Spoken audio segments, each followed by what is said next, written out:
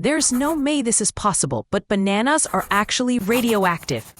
Every single banana you eat contains potassium-40, making it a tiny nuclear reactor. Scientists even use banana equivalent dose to measure radiation exposure. You'd need to eat 10 million bananas at once to get radiation poisoning, so your morning smoothie is totally safe. But here's the crazy part.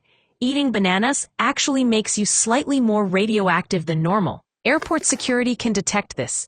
So next time you grab a banana, remember you're holding nature's mini nuclear snack.